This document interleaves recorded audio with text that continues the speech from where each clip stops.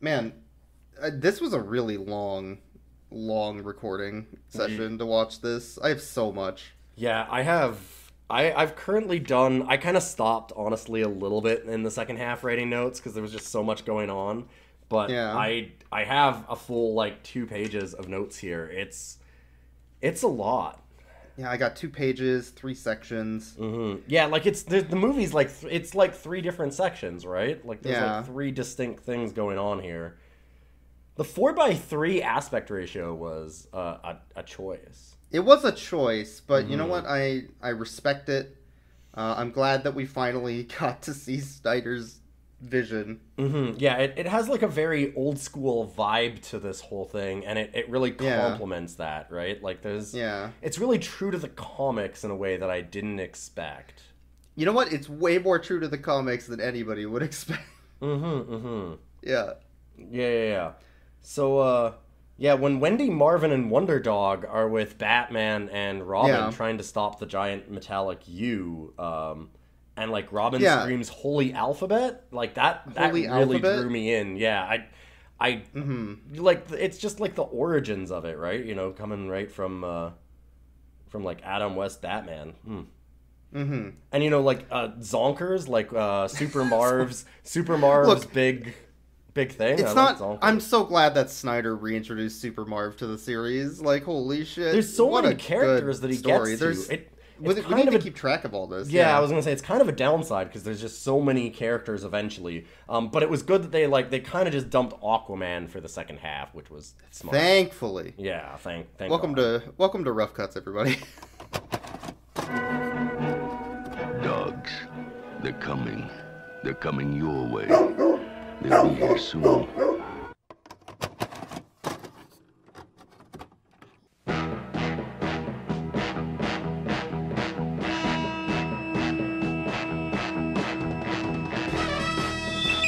In the great hall of the Justice League, there are assembled the world's 4 greatest heroes, created from the cosmic legends of the universe. Superman, Wonder Woman, Batman,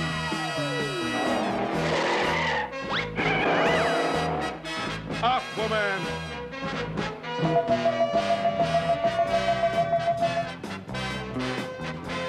and those 3 junior super friends, Wendy, Marvin, and Wonder Dog. Their mission, to fight injustice, to right that which is wrong, and to serve all mankind. We live in a society. So anyway, we watched the Snyder Cut. There's a lot to talk about. I guess we'll start from the beginning, right? I mean, that makes the most sense. Like, everybody was asking us to watch the Snyder Cut. Yeah. Because obviously they introduced the characters everybody wants to know about: Wendy, Marvin, and Steppenwolf. Yes. And Steppenwolf, right? Yeah, and Wolf's a dog. There. It's there and in there. So, like, we had to do it. Steppenwolf Wonder Dog in this for some reason. Yeah, that was weird. Yeah. I thought that it was Steppenwolf, but I mean, that was the original Justice League. Having seen the Snyder Cut, obviously probably changed a lot of that, because like that might have been a Joss Whedon edition. Like, some people were right. When they do introduce Steppenwolf, he's really lame, and he looks awful and doesn't really do anything. But you know what? At the end, he kind of grew on me. Well, I'm really happy about Wonder Dog. Yeah, when he grows on you, for sure. Grows on me. Yeah, definitely grows. Like, he becomes a larger-than-life character, I would say. Larger than life. Just a real big, character. A big on the presence screen. on screen, for sure. Yeah. Yes, absolutely. Yeah. I appreciated that, like, the first half of this was really, it wasn't what I expected. It wasn't, like, dark and gritty the way that Snyder's stuff normally is. And it also, like, really does a good job, because there's no, like, DC universe, right? Like, the movies are kind of all over the place. Like, there's no such thing as the DC universe. Yeah, these things just happen. Yeah. Yeah, like, supposedly there is, but, like, Jared Leto's the Joker, but so is Joaquin Phoenix are in the same universe. Is that a thing? Like, so, like, there's a lot of stuff like that. And so they don't have like the years of build-up that the Marvel Cinematic Universe does. So it was really smart of them to like do a really down-to-earth kind of like fun, happy first half of the like movie to kind of introduce all the characters. And it's nice to take a little bit of time to go slow, to introduce the characters, introduce their plots, so that we can follow it through to the end of the film and feel rewarded for all the extra work that Snyder put into the film. Yeah, no, totally, I'm with you. Yeah. So anyways, Wendy, Super Marv, and Wonder Dog are climbing a mountain to see the giant metallic U. Well, I guess they don't... It's Mystery Mountain. Yes, right. Yeah, they're climbing Mystery Mountain. Because they want to go get a picnic, and picnics are fun. Yeah. Yeah, and they thought it'd be cool on Mystery Mountain because that's adventurous, as you would. Yeah. And as they're there setting up their picnic, their soda cans get zooped away in the air by a giant U. Giant metallic U. Yeah, Dr. Shaman, who's a new character, I think, to the DC yeah, his universe? name is Simeon Shaman. Yeah. He has this giant U that he uses to pull space dust towards the Earth. But first he has to shoot it with a giant laser to condense the space dust. Well, no, he shoots it with a giant laser afterwards, because that melts it together. So he pulls the space dust in closer, then he shoots it and mines it so that it fuses all the gold in it into nuggets. Because it's a gold cloud in space. Yeah, no, that's right. And so he makes a gold meteorite out of them. That makes sense. And then he uses the U to pull it back down. Yeah. So, but at this point we don't know that. We just know that there's a giant U, and it's magnetic in nature. So it's the Shaman U. Super Marv, Wendy, and Wonder Dog go back to the Hall of Justice to get the Justice League and be like, hey, we were out on a picnic and we saw a big U, which Robin then says, holy alphabet, a giant U when he sees it later. Because they go out to the mountain to go check out this giant U. Yeah, I'm glad that they have a really nice moment here too, where like Superman gets a very good little like fun thing in there. Like they always say that Zack Snyder doesn't know how to have fun with his movies, but like Superman does a good use on first routine for a moment, and I appreciated that. Yeah, because Super Marv's like, or was it Wendy? Wendy's like, hey, it looks like you, and then Superman's like, you mean Batman? No, you mean because she was talking to Batman, so it's a good like a use on first. It looks like a big Batman. What does it look like? Well, it looks like a U. It looks like Batman? Got him. No, it's shaped like a letter U. Why don't we check it out, Batman? Man, Snyder has some good comedy. Yeah, there's some surprisingly good stuff in here. So anyways, they take the Justice League back to the Mystery Mountain to check out the Shaman U that is jumping out of the ground, and they can't find it. And then it eventually pops back out of the ground. But it pops out as the giant laser. So Batman and Robin get in their Batcopter to go check it out, and then at some point the laser disappears and the Shaman U comes back and starts pulling their helicopter towards it. And then after it brings the gold meteor from space, which was made from condensed gold clouds. There's a space cloud. Then the Shaman U turns off. The helicopter goes back down the hill instead of towards the Shaman U somehow. Well, because Batman's pushing really hard on the stick, to try and stop him from crashing into the magnet, and then he's still holding on the stick when they turn it off, which whips him down the hill. To which you could have maybe just stopped pulling on the stick, but I mean, Batman's the world's greatest detective, and Snyder knows that, so I'm sure this is all appropriate. And then the Shaman U goes underground, and a crane comes up instead and picks up the gold meteorite, and then brings it underground into Dr. Shaman's lab. Yes, yeah. And so we're introduced to some side characters in Shaman's lab. That's true. There's Madame Le Bon. Le Bon. Yeah. Yeah. They're all very French, by the way. Dr. Shaman is also quite French. And she starts talking about maybe there's going to be horrible side effects to our atmosphere for pulling space clouds into it, melting it into gold, and then bringing it as a meteor down to Earth. Correct. And I really liked this line, though. It really fleshes out Dr. Shaman, where he goes, "Who cares about side effects? Men, send up the laser gun!" I want more gold. Yeah, there was, like, just a very succinct way of, like, showing what a shitty Elon Musk rip-off this guy is. It's you know what? It's awfully apt that Snyder added in Elon Musk-like to his movie to show how shitty of a person that type of person is. Because, like, Lex Luthor is already known to be evil, but there's way more evil in the actual world. Yeah, exactly. So to put a Musk-like in your film is genius. Mm-hmm. Yeah. Just genius. It's just like showing off kind of like that there's extra Lex Luthor types out there. Like, there's more evil geniuses in the DCU than just Lex. And like, you don't like just Schneider's have to able to do these deep pulls, like these pulls that are just... Like, stealing 40 cakes is evil, but you know what else is evil? Yeah. Fucking NFTs, man.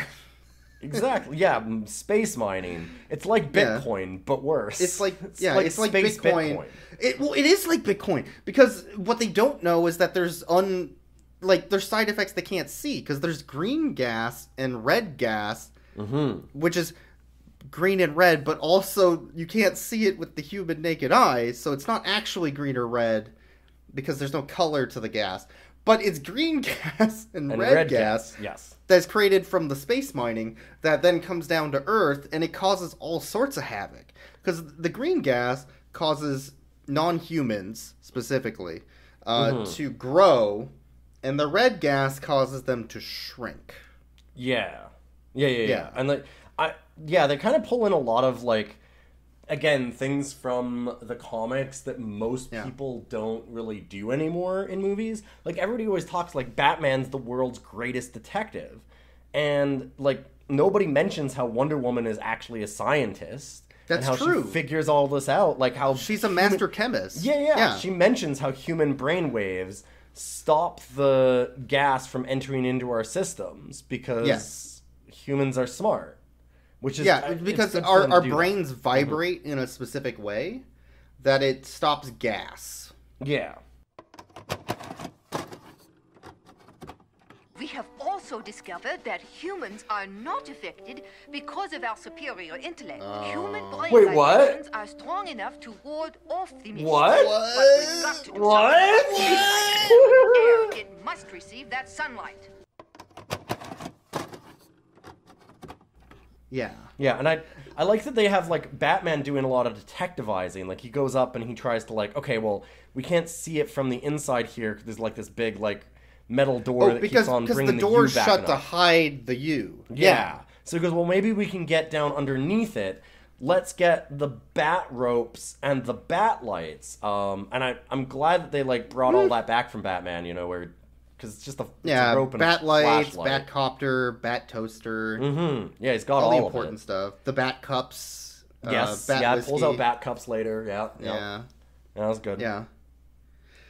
So the gas is causing a lot of problems around the world. There's a giant elephant, a giant lobster, a 50-foot tall orange tree. Or something. Yeah, it becomes bigger than a redwood. Yeah, the orange tree starts causing problems. The tiny whale. The tiny whale and the tiny giraffe. It shrinks a giraffe. Tiny whale and tiny giraffe are adorable. Very, very cute. Like I said, people think that Zack Snyder's all dark, but this first half really... They gave Aquaman something to do. Aquaman is there to pull the lobster away from Sea Lab 2021 to prevent it from being destroyed. So he gets the help of some whales, 2 of which are normal sized and one of which is a tiny itty-bitty mini whale. to help pull this huge lobster away from it, which I assume would just go cause havoc somewhere else on the ocean, but whatever. The ocean's really big. The ocean's really big. It makes sense. It's fine. It's fine. I do have to say, I'm going to interrupt you just for a second, because I mentioned that I like that this is a lot more lighthearted than you expect from Zack Snyder. But I do need to mention that he does get really into, like, the whole, like, destructive Superman thing. That's true. Like, there's the big orange tree that's growing too large in a farm in California? Yeah. They yeah, can it's see a it on California their, orange farm. Yeah. They can see it on the Hall of Justice satellites. And it... the Trouble Alert. Yes, yeah. the Trouble Alert. Yeah, on Trouble Alert. Yes, yeah. And they have the oranges starting to drop on, like, all of the farmhouses, so they're worried that it's going to, like, cause a bunch of destruction, and Superman goes there, and he rips the orange tree out. He just rips it out and destroys it, which, like, it's just so much extra side damage for no reason. He just kind of There's a giant orange tree in a farm, which those oranges, by the way, could feed thousands of people. Yeah, easily. Like, this seems like a good thing. It's a good thing, but because they fell and hit a tractor... Suddenly, he has to rip out the entire tree and knock it over and destroy nature. Like, all this wanton destruction for no reason. I don't know why Snyder went back to that. Yeah, like, out of nowhere, in this really happy, like, beginning part where you're kind of getting all these characters introduced, just out of nowhere, you have this orange tree just getting ripped out of the ground. It's, I don't know, wild stuff. But Madame LeBone, at this point, because the kids, so Wendy, Super Marvin, and Wonder Dog, aka Steppenwolf, break into the Shaman U laboratory by climbing down with the U as it goes down, bringing the meteorite with it. Yeah. And because Dr. Shaman won't let the kids leave attended, they can just go. By the way, they can just leave. He just won't have somebody follow them out and show them where to go because he's a dick. Thanks, Elon. Yeah. So because of that, and because of them telling the scientists that there's things that are changing the sizes of animals, I guess, Madame LeBone says, okay, this is too much. Your crazy scheme to get gold from space is good, but all these side effects are bad, so I'm going to report you to the authorities. To which Simeon Shaman says, okay, but I'm going to get more gold still. Yeah, he's just going to keep his Bitcoin farm mining. What an asshole. I really like that Zack Snyder takes like a really strong stand against NFTs in this, because this is very obviously just like ripped right out of the headlines. It's almost prophetic, really, because it is really like, how did he know that Bitcoins were going to turn into NFTs this quickly? Like, right? Like it's really incredible. Like just kind of really well done. But so she tries to escape with them. I mean, not really escape, but she's leaving the lab with them. Yeah, on a like cable car. Yeah, on a line that's like a gondola. But then he comes over and jams it so that they're stuck there. He's like, well, they're not going to get hurt, but they're just going to be slowed down so I can mine out more gold from the sky before anybody comes to stop me. Yeah. To which Batman and Robin then save the kids and Dr. Madame LeBone from the cable car that was just stuck up there. By the way, Simeon Shaman, not totally evil. He was going to leave them on the cable car just until he got all of his gold, and then he's they show him as not really evil in a way, but like just really misguided and greedy. Just kind of a greedy asshole. Like some sort of a jerk that would just shoot a car up into space. Something like you can definitely, like at the beginning of the movie, I thought there was something about that. It's a long time that we've been recording this. But at this point, so Batman and Robin are trying to get into the Shaman lab, to which Robin goes through the cable car entrance. Batman starts kicking on the door on the top because he thinks he can open it just by kicking the fucking steel door with his foot a couple times and making a loud bang. Yeah, Dr. Shaman makes fun of him a bunch for that. He's sitting there going like, oh, Batman, you're going to get a sore foot, you fool. Ha ha ha. And then they take a laser, and this is where Shaman becomes pretty evil, because he does take the laser gun and shoot it through his own roof to try and shoot him. Batman, What a jerk. But at the same time, so Wendy, Marvin, and Wonder Dog are also working their way back up to the mountain because the Justice League left them like at the Hall of Justice. Yeah, because just fuck them, I guess. I mean, okay, do we get into rating the dog a little bit here? Wonder Dog's Steppenwolf, because I think we'll rate at the end, right? Sure, but I'm just saying that it doesn't feel like at this moment there's a lot of characterization there. So I understand why Zack Snyder kind of dropped that subplot. Yeah, they kind of dropped it. They did make Wonder Dog grow. Yes. By getting affected by the gas. Yeah, that's when Steppenwolf becomes a real threat and a lot stronger. Well, once he became like kaiju size, Steppenwolf was a little bit more of a threat for sure.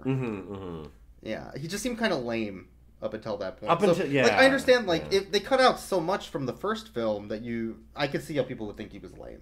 Sure. Yeah. I get it. I get it. I don't think that they have him enlarge in the Joss Whedon one. I didn't hear anything. No, I don't think so. So it probably is a lot. Yeah, the enlarging part really adds a lot to the character. And you could even tell it was a good thing because Super Marvin's like, that's good, right? Yeah, he's excited about it. Big, Super Marvin's right? fucking good. pumped. Yeah. They escape and then they leave the kids again. They leave Super Wendy, Super Marv, and Step and Wonder Dog down at the bottom of the hill, and then they go on their bikes to try and find the mystery again. Correct. They go back to Mystery Mountain to try and break in and help the Super Friends / Justice League because they want to help, I guess. They want to show that kids can do stuff too. And that's an important message. Right? It's nice that Zack Snyder is like working on appealing to a more broad audience because Zack Snyder really does have that reputation for like aiming kind of for like R ratings almost, right? He did that, but then he also snuck in some dick references. True. In the next scene. Yeah. There's just some. The giant gold nuggets. Yeah. The giant gold balls with the big shaft in the middle.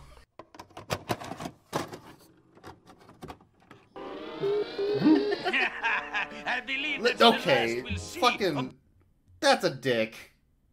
That's a penis. Snyder likes to put things in the background of. You can't do this. That's a dick. The Batmobile. God damn it! They wouldn't dare drive up with again. his golden ball. It's my guess they'll climb to the summit to try to break through the trapdoors. With the big crane, the huge crane shot was a little weird. And they keep talking about how, like, shrinking down Dr. Shaman's balls. They show an extended scene of shrinking his golden ball. It's a I don't know weird why. place for it to have gone. I didn't really expect that from this. So the kids are trying to get there anyways. And Wonder Dog enlarges and blows out the back tire of the bike. The bicycle. Yeah. This part kind of meanders a lot, so I think we can just kind of skim over some of it. Well, they get there. Yeah, they get there. They get there. And they make it into a secret side entrance in the mountain. Yeah, so they're sneaking in with their giant Steppenwolf, right? Yeah, and at the same time, really big at this point. Yeah, at the same time, Batman and Robin are trying to take on Simeon Shaman, but Batman's still clanking on the door with his foot. So Robin distracts them, I think. Yeah, he uses a forklift. And then he steals a forklift and it drives by and kicks a lever that opens the door to let Batman in. And he knocks around Dr. Shaman's gold balls all over golden the place balls. He just hits his balls everywhere. Yeah, he hits Dr. Shaman right in the gold balls and then opens up the door for Batman. And that's true. It takes Dr. Shaman out of the fight, so Dr. Shaman runs away, but he runs into Step and Wonder Dog, and he screams Yeti, because of course, like the dog's so large, and he has to run and plead for Batman to save his life. I mean, that's fair. I've seen the Steppenwolf multiple times in this movie, and I mean, I could confuse him for a Yeti. Yeah, pretty big, scary kind of guy. But so fucking Robin almost blasts him with a fucking laser. Yeah, they take the giant laser gun and go to shoot Steppenwolf, but it's not enough to stop him. They just instead figure out that what they need to do is they need a much more powerful weapon. So Superman comes down and unscrews the lens from the back of the telescope. And what they can do is they can make a daylight beam where he flies it into space. Yeah, where they concentrate the sunlight and burn it. Well, okay, so sort of.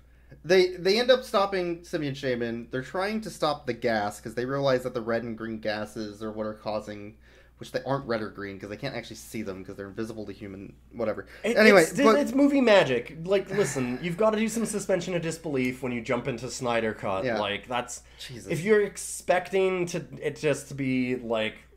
It's comic book stuff. He goes back to the old comic book ways. That's why it's all 4x3. There's a reason this is a... it's very classic comics. So, I mean, you just got to suspend some disbelief.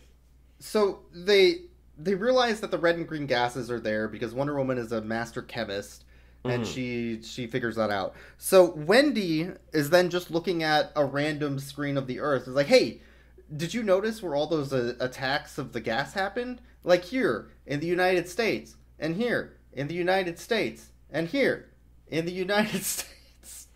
And then the one in Africa. In Africa.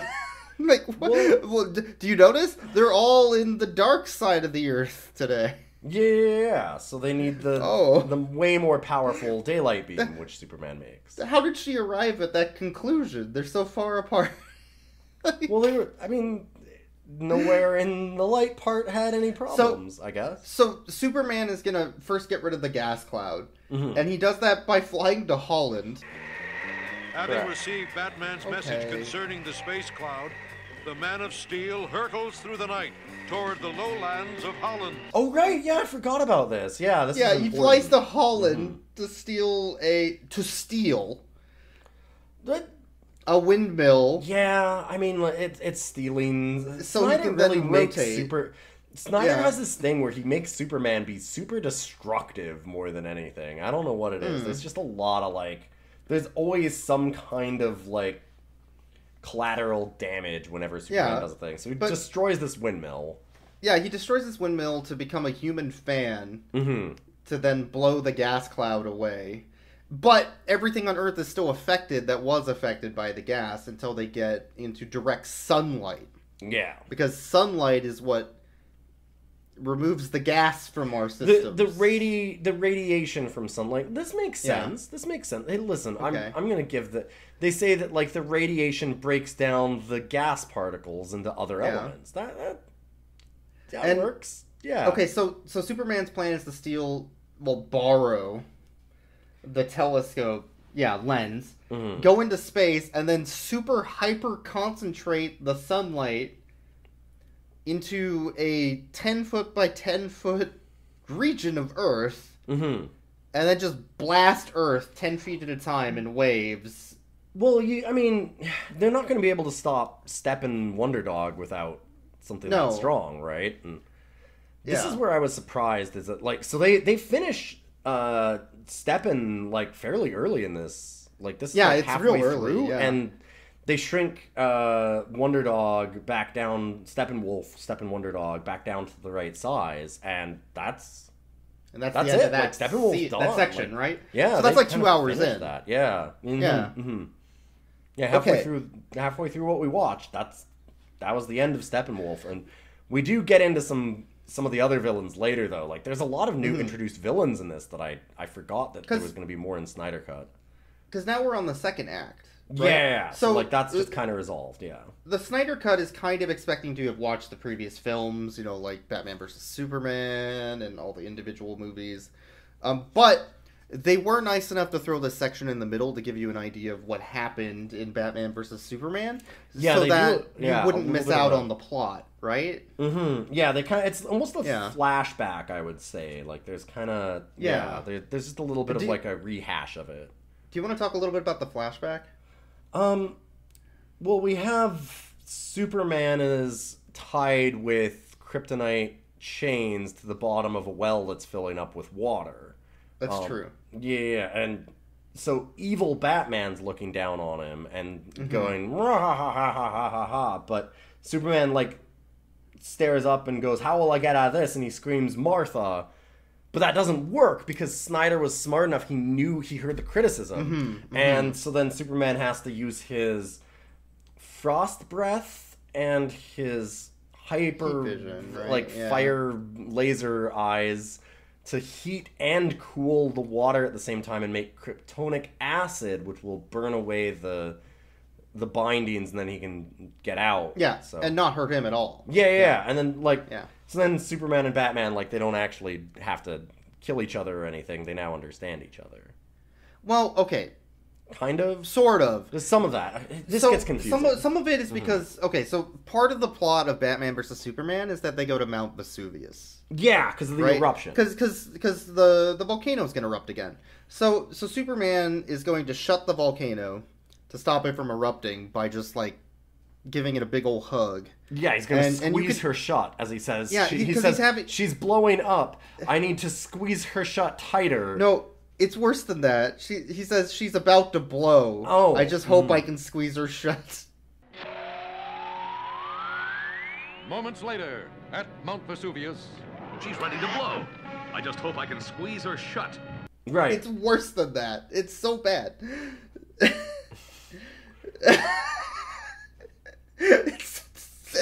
And then the volcano erupts in a very Semitic way. And it's not good.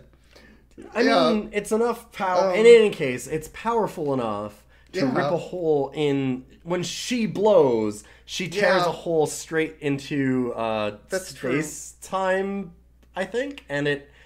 So it switches Superman and evil Superman. Who's trying to rip open the mountaintop. And I really like that. This is where it gets very Snyder-y for me. Like, I was surprised. It took this long, but it gets very Snyder at this point. Evil Superman has, like, he's like a Kiss member. He's got, like, big black eyeshadow, red eyes, a black suit. It's pretty dark. It gets there right away. Because the plot of Batman vs. Superman isn't that Superman was some sort of a god and made it all go to his head and then just decided that he was going to rule over the world. No, it was an evil Superman that was swapped from a parallel evil universe because of Mount Vesuvius exploding. Yeah, that's where we get into this. It makes so much more sense. Yeah. I think that it was just like kind of like a retcon of that whole thing, or maybe just like an expansion. Maybe this was his plan the whole time, but of course, like, Joss Whedon got to it and fucked it all up like he does. Yeah, fucking Whedon. God. Jesus. But yeah, so good Superman's an evil universe, and evil Superman's in good universe. Mm-hmm. I really like the little Snyder touches, by the way, just as a quick thing. Like, in the Hall of Evil instead of the Hall of Justice, like the head of Satan that they have over the door. Otherwise, we wouldn't know. Yeah, right? It's really, really good. And like the stash on Robin. Robin's he's got a little stash. Like he's got a little. What would you call that? Like a needle mustache, like a pencil mustache, pencil stash. Yeah, it's like a pencil stash, a sort of Zorro stash. Yeah, he looks very Zorro, especially with the mask. Yeah, it's a good look for Robin. But so evil Superman goes to the Hall of Justice. He's like, Hall of Justice. Something's wrong here. And he meets Zan and Jaina. Yeah. Which, it's nice that they implemented the Wonder Twins. I'm glad that they went back to deep lore. Like, that's a deep cut, right? Yeah. The one thing that I would say is that there are so many different characters in this. Like, as much as they're really cool deep cuts, you know, having Super Marv and Wonder Dog and, Wendy, and then, like you said, the Wonder Twins now, and Gleek, when they bring in Gleek. It's a little much. There's, like, just a few too many characters to really, like, get to know them all. So there wasn't, like, a ton of characterization on the Wonder Twins. Gleek gets some. I guess, I mean, it's expected that you watch the Wonder Twins movie that came out beforehand. Yeah. So, it's fine. But, like, so evil Superman's like, great Satan, they don't realize I'm evil. This is perfect. I can steal anything. I like that he actually, like, this is where Snyder really goes really dark. Like, he actually does say great Satan. He just straight, like, implies the Dark Father. It's good, yeah.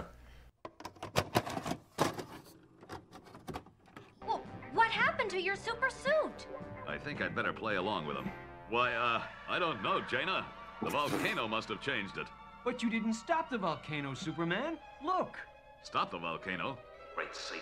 It's impossible. The eruption must have blown me into a parallel universe. Great Satan.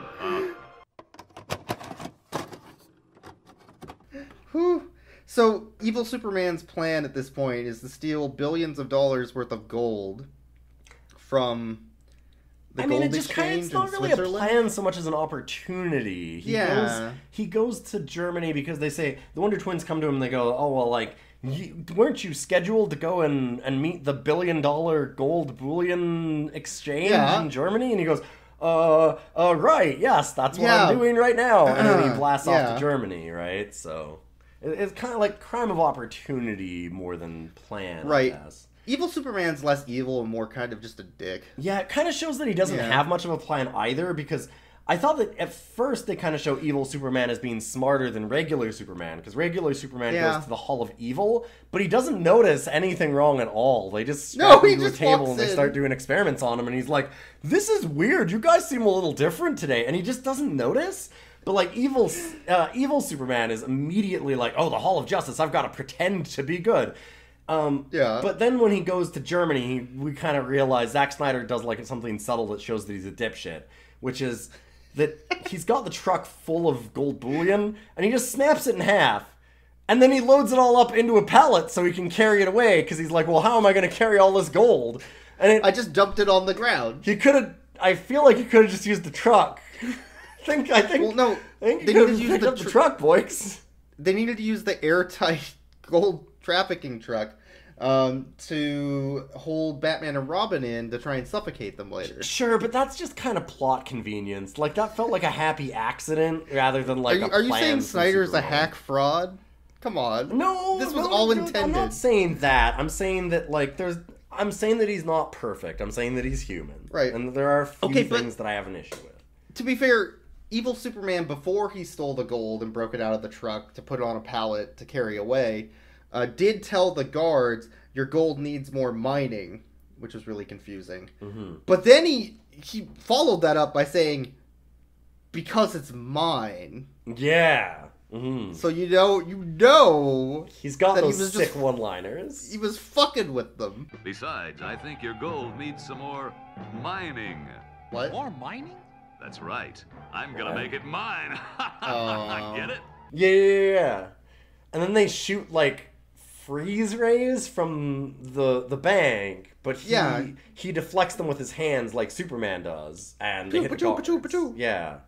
It's a really cool little scene. Mm-hmm. So some high action. Anyways, the rest of the Justice League was all in slow-mo. It was really good. The slow-mo on it. It was all in kind slow-mo. Of fantastic. Like 20% of this movie was in slow-mo. Yeah, we did have to go a little bit and gloss over some of that. But okay, so the Justice League then gets to the security truck and uses their torch because the bat torch that Batman had wasn't strong enough. So they bring the strong torch to then cut a hole in the side of it because Aquaman and Wonder Woman have no way to deal with a vehicle, right? Yeah, no. Well, I mean, like, it's an armored truck. It's pretty, it's pretty armored. So they break them out, and at the same time, because then they have to go deal with Superman.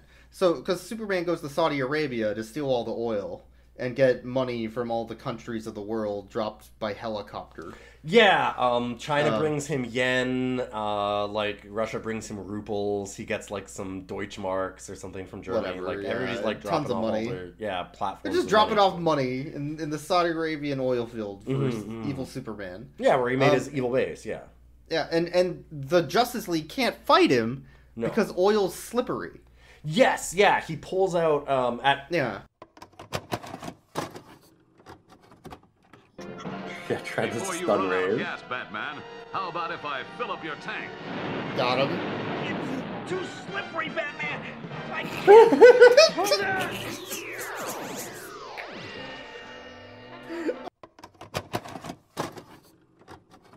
Yeah, Batman and Robin try and jump on him from above, but Superman rips out, like, the oil pipeline and sprays the oil at them.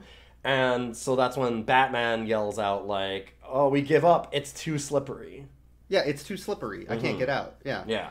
So as they're dealing with the oil situation where it's too slippery to fight because Superman's so strong by making the floor slippery, good Superman is in evil parallel universe and decides that he needs to get out. So he goes to the university and talks to Professor What's-Her-Face, who's like, okay, I can bring you back to your universe with this antimatter I have right here. Yeah, here you go. You get to awfully use convenient. It. Well, but she also says, well, she does add an element of danger to it, though, because she says, okay, if you pull this open and open up the antimatter, it should bring you back to your universe. Or it'll be lethal. So Whatever. It's like a very, like, there's a lot of tension as to whether or not Superman should even use this. Yeah, but he has to go back to the exact point where he was teleported. So he has to go back to Mount Vesuvius. So he goes back to Mount Vesuvius. The evil Justice League is like, no, you don't. We have Krypton guns. We'll kill you dead. Bam, yeah. They were smart enough in this universe, because they're all evil, to have backup plans against Superman, which is they have Krypton guns. Everyone has them. Everybody has them. Yeah. So they start shooting Superman. He opens up the antimatter vial and trades with evil Superman, and goes back to his universe. Well, right? he does. There's like something that's a little. There's something a little dark here, in that like evil Gleek. The monkey. Evil Gleek. For the people that don't know, obviously, like if you haven't watched a lot of DCU, you won't know. Not like, a lot of people Wonder watch Twins. the Wonder Twin movie. Yeah, if you haven't watched Wonder Twins, you don't know about like Gleek and evil Gleek, which is the monkey super sidekick.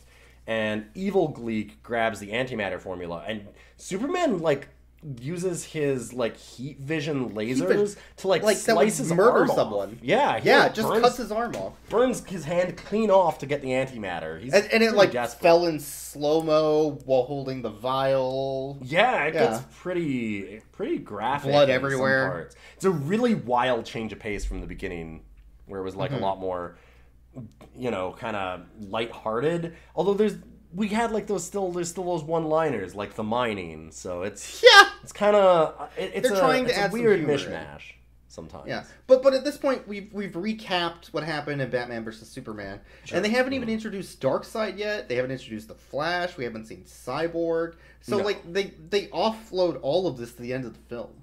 Yeah, it's surprising how much is like delayed to the very end. Yeah. But, I mean, you kind of feel like you need that build-up so that you can, really have the impact of Darkseid turning into Steve Trevor to date Wonder Woman. Because, I mean... because the whole end of the film is just about Darkseid catfishing Wonder Woman.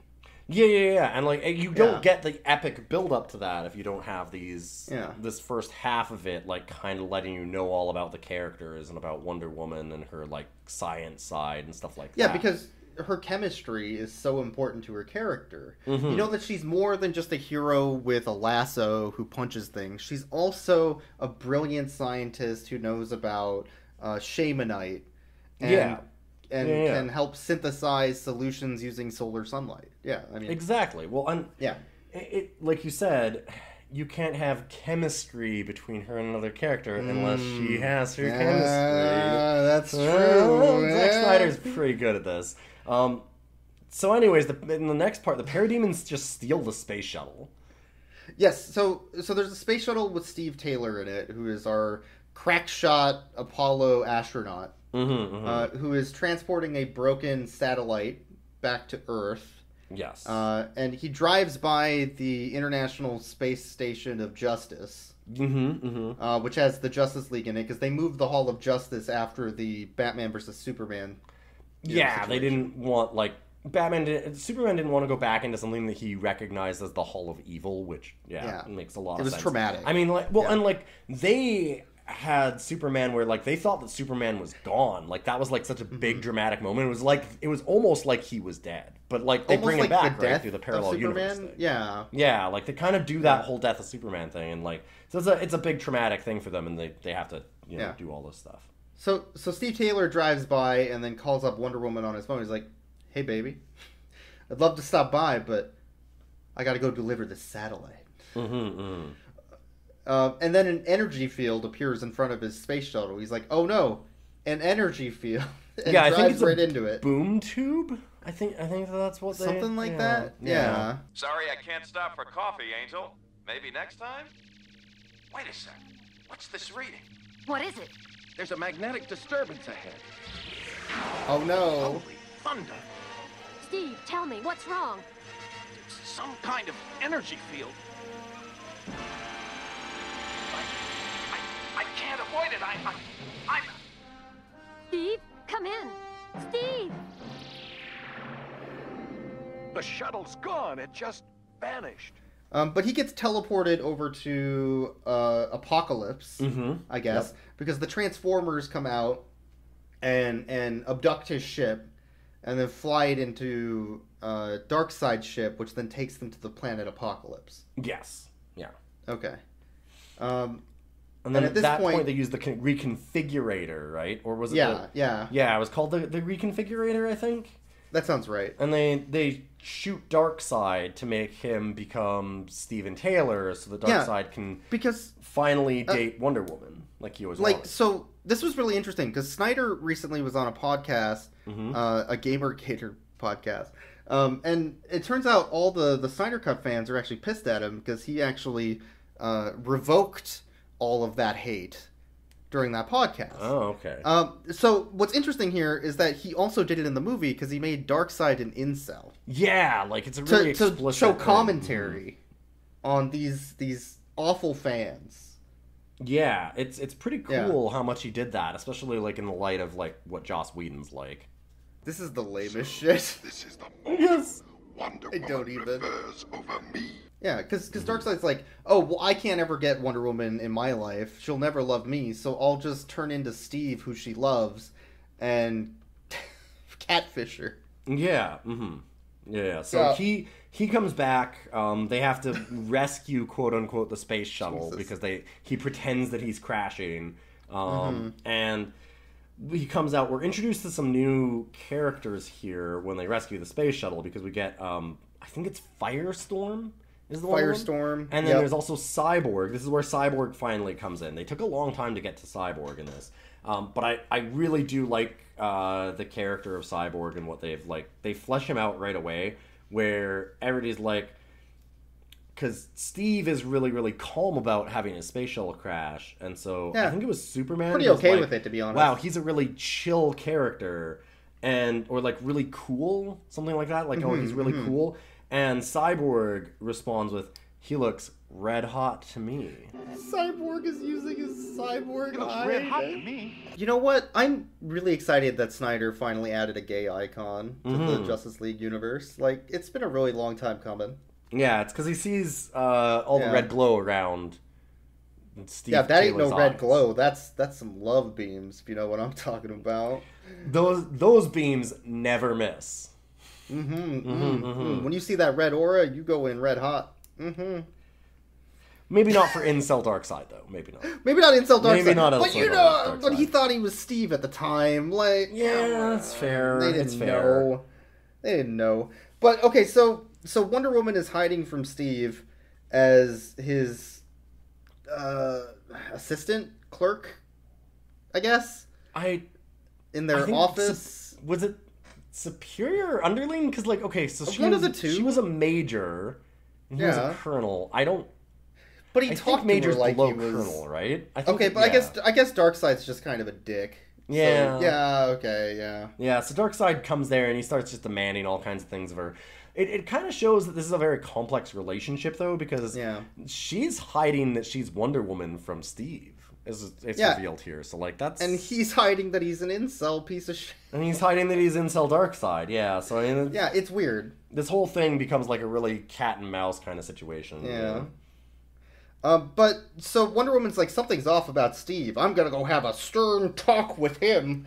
And walks in on him, transporting something into the satellite. And then he's like, by the way, I am Darkseid. Ha ha ha. Steve, yeah. Are you in here? Yeah. Wonder Woman.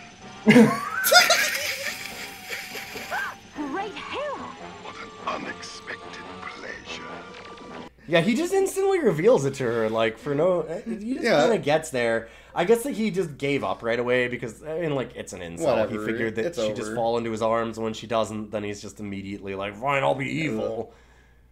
Yeah, so he abducts Wonder Woman into space and takes her into, to Apocalypse, actually.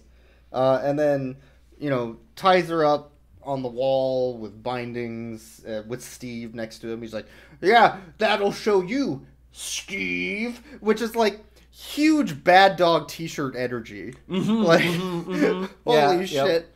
Like, Yeah, and then he de-evolves Steve into like a caveman. Into a caveman. Yeah. Yeah, using the reconfigurator again. Wonder Woman breaks out to go punch him, and he turns her into an ice statue because the reconfigurator, just like Firestorm, can do fucking anything. Yeah, it can just rearrange molecules. It's really interesting. Everybody blames Zack Snyder for making Superman like just way too powerful, and like it just feels kind of the common trap with like Justice League stuff in that nobody does anything until Superman shows up. But in the second half of this, like the first half of this is like that, where Superman just has to solve all of the shame on you stuff. But the second half, it's really just Firestorm can do anything, and Superman's just a nerd. So like he really flips that on its head. And Firestorm just it really it definitely broke my expectations in a way that I think is very interesting and good storytelling, right? For sure. Yeah. So then we get... I liked another line from Cyborg during this because they make it to Apocalypse and they're... because they steal a transmitter? Yes. Yeah, so they steal a transmitter so they can go to Apocalypse. And then Cyborg jumps on the front of a forklift where a parademon is driving it. There's a lot of forklifts yells at in this him, movie. "Get ready for a trash landing," as he lands in the trash bin, which was pretty cool. Fucking got him, And dude. Cyborg like has some honestly a lot of the DC universe characters feel like really, really powerful. Because you pointed this out. Cyborg goes over to the reconfigurator to reconfigurate it, I guess. To fix Wonder Woman, who was turned into ice, and Steve, who was turned into a caveman. Even though they have Firestorm, who can change molecules and just fix them, I think they decide the reconfigurator needs to be done instead, right? So I don't know, but his big power, he runs over to the machine and he pulls out his USB arm and he plugs it in the right way the first time. Like you would expect Cyborg to like try to plug it and be like, oh shit, and then turn his hand around, oh fuck, and then do it again, and then it would work. But no, first try. That is a superpower. Yeah, he takes like what the first Justice League cut, like kind of the Joss Whedon goofy joke shit about the USB stuff, and he makes it his own, and then like Cyborg's able to do it right away first time. He really unnerfs the characters that Joss kind of destroyed, right? Absolutely amazing. And that turns them back. They're back to normal, but Darkseid has them stuck inside of a beam, like... It's a red sun energy. A red sun bubble. So Superman still can't do anything, because... Fucking they make Snyder Superman hates powerless Superman this whole time. Yeah, it's great, honestly. So because they can't escape, Darkseid's like, I have you now. And then they're like, oh yeah? We stole this transmitter earlier. Bye. And then they just fucking leave. Yeah, they just leave. Yeah. Yeah, they're gone. So they go back to the Hall of Justice, which is not the International Space Station of Justice. Oh, yeah, no, they did actually keep the hall. They just normally stay in the space station because it's a little... Yeah. It's more convenient. Yeah. But they go back to the Hall of Justice, and they're like, okay, we've dealt with Apocalypse for now, but we need to go back and deal with Darkseid still. You'll never expect it to show up twice in one day. Whoa! Yeah, there's like a cool sequel lead in here where it's and like... And they lead up to the next movie. Timeline just like right into it. So I'm wondering if there's going to be like a Snyder cut that's like 6 hours long and adds another 2-hour ending movie of like them fighting Darkseid on Apocalypse. Because it's obviously set up. They sure but you did. must go back. Darkseid still has the real TC-7. What? Darkseid would never expect us to make 2 visits in the same day. Oh no, here we go again. What? It just... What? Okay. Definitely a lead up to Justice League 2, right? Yeah, like Justice League, like Apocalypse War, right? Yeah, exactly. Yeah, like an end they have to go back. Thing. Mm-hmm. Nobody catfishes Wonder Woman. Exact. Yeah, she's got to fuck him up. She has a revenge plot for the next movie. Yeah, it starts getting darker and darker throughout like this whole second half, like we were talking, and I'm sure they're gonna bring that in. Like Zack Snyder is gonna have some slow motion fight between Wonder Woman and Darkseid to stop this. So this is a fucking dumb idea. This is really. That's 50 minutes. I'm fucking done. We watched Super Friends. I fucking can't. I can't. What the fuck is the Super Friends? Jesus Christ. It's really good. There's some great shit. This is a better movie than the Snyder Cut. Definitely. Oh, yeah, there's no way we're watching the Snyder Cut. Fuck all of you who thought we were going to do that. I'm doing that shit. Fuck that. This was way better. We got to see Wonder Dog. I guess we should rate Wonder Dog. How do we rate Wonder Steppenwolf? Yeah, let's rate Wonder Dog. So Wonder Dog showed up in the first few seasons. Wonder Dog is boring, does nothing, and is just a bad Scooby-Doo ripoff. I would give Wonder Dog like an 8 out of 10. But like it doesn't even like do the Scooby-Doo like trying to sound like English. It's like it just goes and he doesn't do anything the whole time. Nothing happens with that. He does enlarge. He doesn't. Everything is about enlarging and enhancing and erupting and balls. There's a lot of What the fuck? Yeah. I would rate 8 out of 10. How would you rate Wonder Dog? Better than Underdog, but yeah. But also 8 out of 10. 8 out of 10. We need to rate Gleek and Evil Gleek. Oh God, yes. Okay. They're dogs. Yeah. I would say Normal Gleek is not very good. Normal Gleek like tried to make a banana milkshake and failed, but Evil Gleek is more like Lassie, who calls to say that there's trouble and informs his team that they need to go help. Right? Sure. I want to rate. I'm going to rate Normal Gleek a little bit higher than you do, because it is not just a protein banana smoothie, it's a super protein banana smoothie, and it literally fucking explodes. And that's true. Exploding protein Gleek is pretty strong. Okay, can you not say exploding protein in this episode? Thank you. Jesus Christ. Mount Vesuvius eruption shut her up. Should stop her from blowing, Superman. He says squeezers shut harder. You can't say that. So, yeah, I would rate Normal Gleek like a 7 out of 10. Yeah, no, 10 8 out of 10. 10 out of 10. 8 out of 10. Evil Gleek is easily a 10 out of 10, though, for me. Oh, yeah. That's an easy one. I would go a little higher, because like I do think that Evil Gleek's a little bit better than Normal Gleek, and I think Normal Gleek's a 10 out of 10, so I'm going to say 11. Yeah, and then Darkseid is just a creepy fucker. What the fuck, Darkseid?